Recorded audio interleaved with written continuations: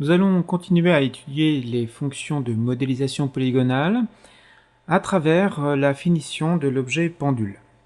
Nous allons maintenant dans le menu File, Open, et dans le projet Ghosty, nous allons reprendre le fichier pendule02.max qui avait été créé en tant qu'objet ShapeMerge, Compound Object ShapeMerge. Et ici, eh bien, nous allons le convertir directement en Editable Poly. Convert to Editable Poly.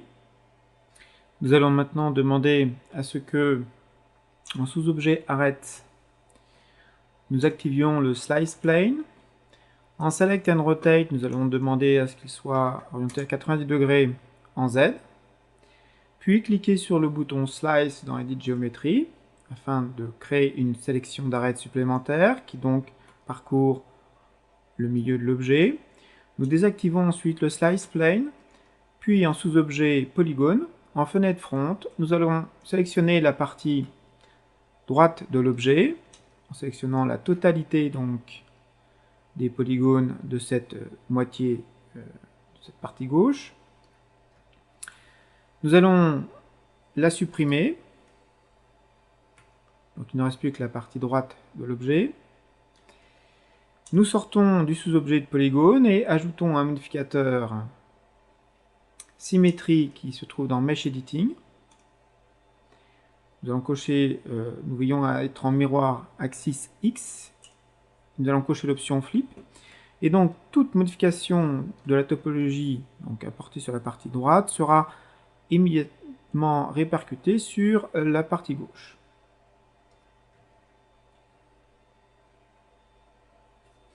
Nous allons maintenant revenir sur l'Editable Poly en pouvant quand même afficher le Show End Result On-Off. Et nous allons sélectionner le polygone de façade ainsi que le polygone côté arrière. Nous allons ensuite convertir cette sélection avec le bouton CTRL enfoncé en sous-objet Edge. Voilà. Et nous allons en mode sélection choisir le mode de sélection Paint Sélection afin de, avec la touche Alt enfoncée, de désélectionner l'arête de la base de l'objet sur la partie du polygone de façade. Nous allons également cocher l'option Linear Backfacing afin donc de pouvoir également désactiver, désélectionner les arêtes de l'intérieur du polygone de façade. Nous pouvons éventuellement désactiver l'affichage final afin de mieux s'en rendre compte visuellement. Nous allons faire de même également pour l'arrière et obtenir ainsi une série d'arêtes qui suit le contour de la courbe de l'objet à l'avant comme à l'arrière de la partie droite. Nous allons faire une sélection nommée que nous allons appeler tranche arête.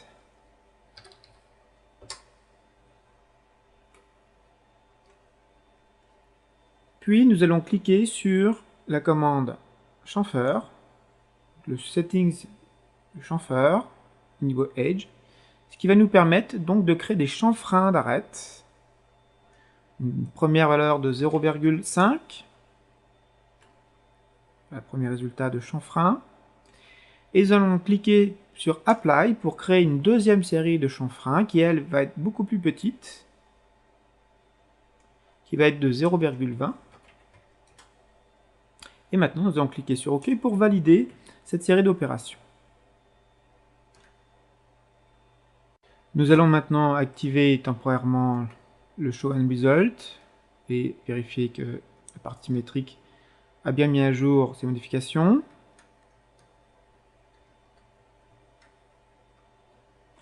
Nous allons redésactiver cette symétrie et nous allons Maintenant, toujours en Edges, sélectionnez l'arête numéro 4, celle située au sommet de l'objet, et demandez à faire une sélection multiple en Ring, puis une conversion avec la touche CTRL enfoncée en sous-objet Polygone. Nous allons maintenant désactiver la sélection du polygone du dessous.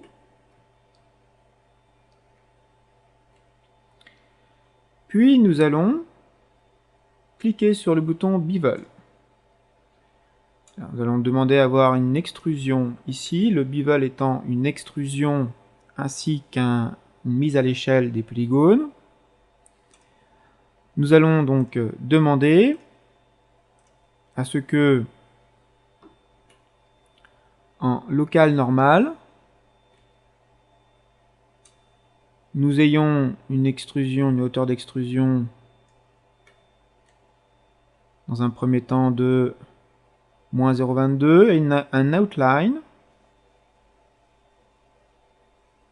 de moins 0,28. Nous allons revenir sur l'extrusion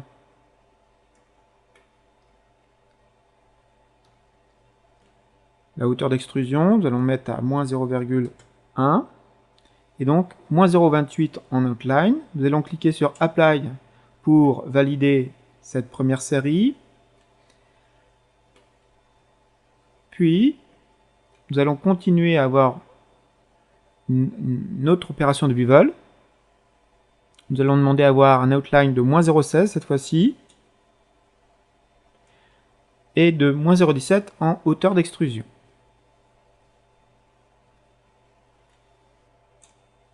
Nous validons cette deuxième opération définitivement en cliquant sur OK. Et nous validons la mise à jour de l'autre côté avec le Show and Result On-Off.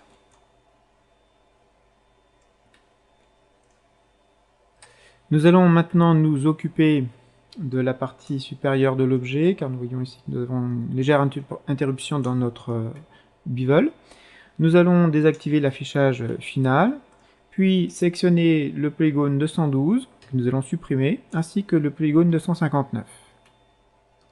Nous allons activer l'affichage de la symétrie, puis sur un des côtés de la fissure actuelle, nous allons en sous-objet Vertex, sélectionner le vertex 272 et en Select and Move, demander d'être en X0, ainsi que en X0 pour le vertex 320, et faire de même de l'autre côté, donc pour le vertex 319 en X0 et vertex 367 X0 également.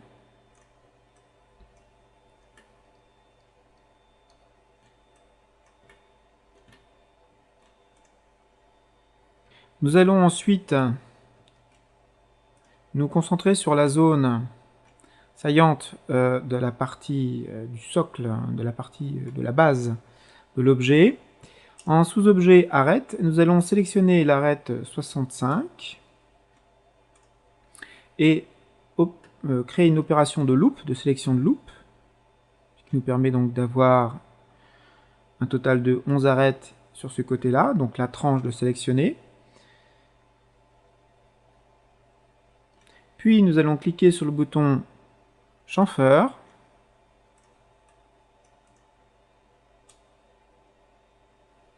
où nous allons demander à avoir un chanfrein, une opération de chanfrein de 0,2 dans un premier temps. Cliquez une deuxième fois, donc enfin une première fois sur Apply pour avoir une deuxième opération de chanfrein qui elle va être plus petite, à une hauteur de 0,08 cm, et nous allons valider cette opération en cliquant sur OK. Et nous allons vérifier que sur la partie symétrique, il y ait mise à jour. Nous allons maintenant demander à sortir du sous-objet du corps pendule. nous allons sélectionner avec la touche H la forme cercle 01 qui nous avait servi de shape merge, de forme pour le shape merge. Et dans le rollout rendering, nous allons cocher l'option Enable in Viewport ainsi que Enable in Renderer afin d'avoir donc un cercle qui devient maintenant un volume de par ces options de cocher avec une épaisseur de 1 cm et 12 côtés pour la définition. Puis nous allons demander également à créer, avec le menu Edit, un clone de cet objet, donc Edit Clone, en copie. Cette copie de cercle, cercle 02, nous allons décocher le Enable in Viewport, Enable in Renderer, et le convertir, lui, en Convert to Editable Poly. Donc ici, nous avons le fond de notre petite pendule. Nous allons également en faire un clone, le même clone, pour créer la partie vitrée de la pendule. Donc pour cela, nous allons refaire le menu Edit, Clone. C'est le cercle 03 maintenant, qui est donc en Editable Poly. Puis nous allons travailler uniquement sur cet objet, donc nous allons demander à être en Isolate Selection, clic droit, et dans le Quad Display, nous allons cliquer sur Isolate Selection. Voilà, nous sommes en mode isolation. Et nous allons maintenant atteindre le sous-objet polygone, sélectionner l'unique polygone actuellement, aller dans les paramètres de configuration de la fenêtre de travail afin de décocher le Shade Selected Faces du Rendering Method. Cliquez sur le bouton OK et nous allons demander à cliquer sur le bouton Settings de l'Inset qui va nous permettre de générer plusieurs fois avec la commande Apply une insertion de polygone, c'est-à-dire une création de polygone sur le polygone existant avec une valeur d'inset de 1. Donc cliquez donc sur Apply une première fois, une deuxième fois, une troisième fois et une cinquième fois. Nous cliquons sur OK. Et nous allons ici demander à ce que nous puissions collapser, cliquer sur le bouton, en cliquant sur le bouton Collapse, donc dans Edit Geometry, collapser ici notre polygone, qui va donc, si nous nous mettons en sous-objet vertex maintenant, devenir un seul et unique vertex. Le vertex ici 261.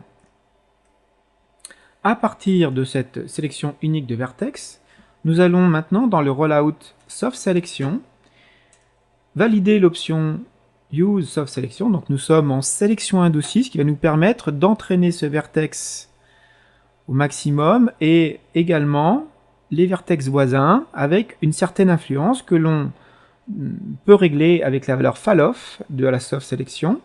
Nous allons nous aider visuellement du Shaded Face Toggle qui permet de colorier l'influence, enfin d'afficher plutôt la coloration, sous forme de coloration, l'influence de la Soft Selection. Nous allons donc faire varier la valeur de fall-off ici que nous allons régler à une valeur d'à peu près 5,6 cm. Puis en Y, eh bien, nous avons la possibilité de faire un léger déplacement du vertex. Alors nous allons revenir sur la valeur de fall-off. Nous allons mettre à 6. Donc nous allons en relatif ici donner une valeur de Y d'à peu près moins 0,5 cm en Y.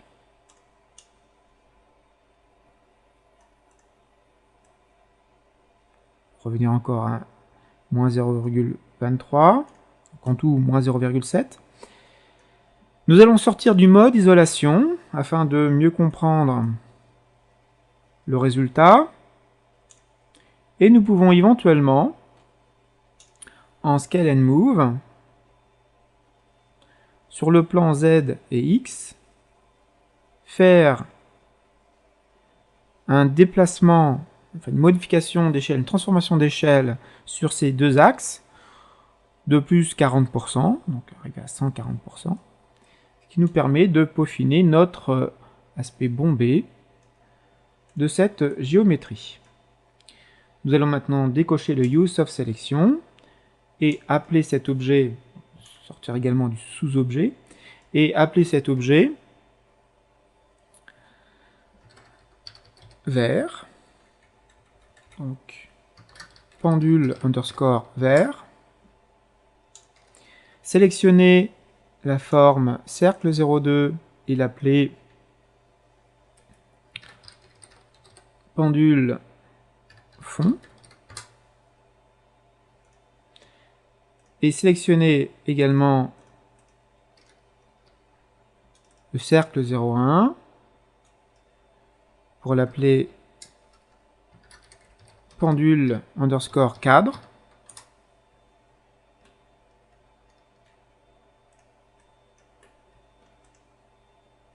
Et maintenant, nous allons revenir sur l'objet corps pendule. Nous allons maintenant ajouter à cet objet un modificateur Smooth. Nous allons demander à cocher l'option Auto Smooth avec l'option Prevent Indirect Smoothing, ce qui va permettre donc d'obtenir un lissage automatique des faces, des polygones au niveau du rendu, et demander à avoir une légère séparation entre les polygones ayant cette valeur d'angle de différence. Nous allons donner un threshold de 25, ce qui va nous permettre d'obtenir ce résultat-là. Et nous allons ensuite collapser la totalité des modificateurs pour n'obtenir maintenant plus qu'un seul et même objet en statut de Editable Poly. Et en sous-objet polygone, sélectionner les polygones, les deux polygones de façade ainsi que les deux polygones de l'arrière.